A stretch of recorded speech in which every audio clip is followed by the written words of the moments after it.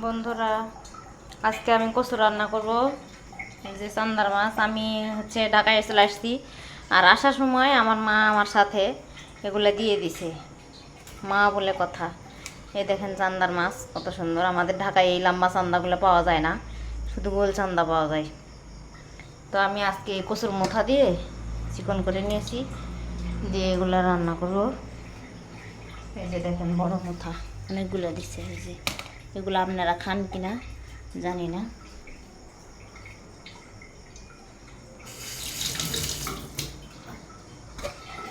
পেঁয়াজ একবারে এই যে কুচি করে রাখছিলাম, পেঁয়াজগুলো দিয়ে দিব।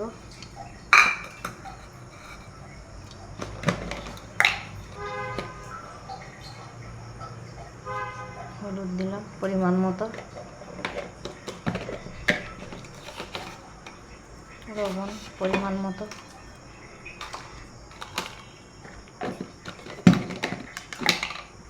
মরিচ তো হবে না, গুঁড়ো মরিচ নামাইতে হবে।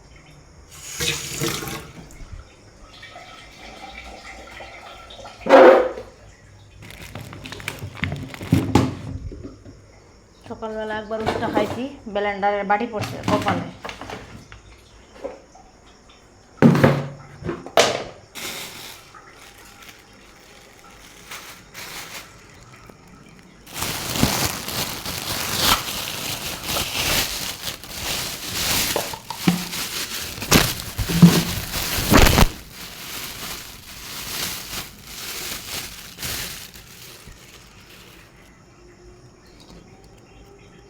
একটু বেশি দিব, না হলে ভালো লাগবে না। লবণ আর একটু দিতে হবে, একটু গোটা জিরে দিব।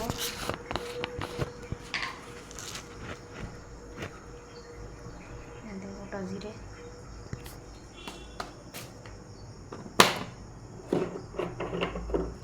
তেল দিব।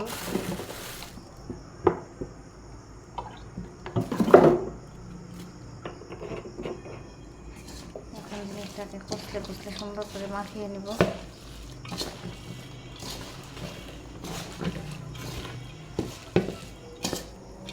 এটা হচ্ছে আমার মার হাতের রান্না। আমার মা কচুর মুঠা দিয়ে চান্দার মাছ দিয়ে এইভাবে রান্না করে। আপনারা কে কীভাবে খান এই কচুর মুঠাটা অবশ্যই কমেন্টে জানাবেন।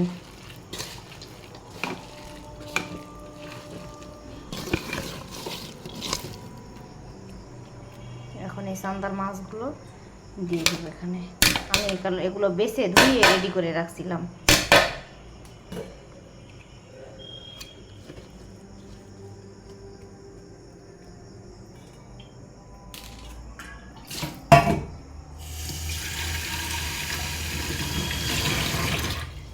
সামান্য একটু পানি দিব।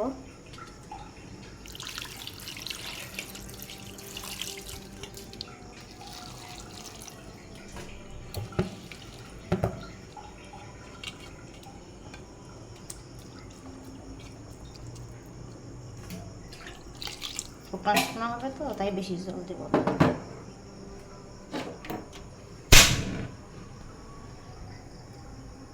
এই যে পাশে ভাত বসাইছি। বন্ধুরা, ফাইনালি আমার কচুর তরকারি হয়ে গেছে।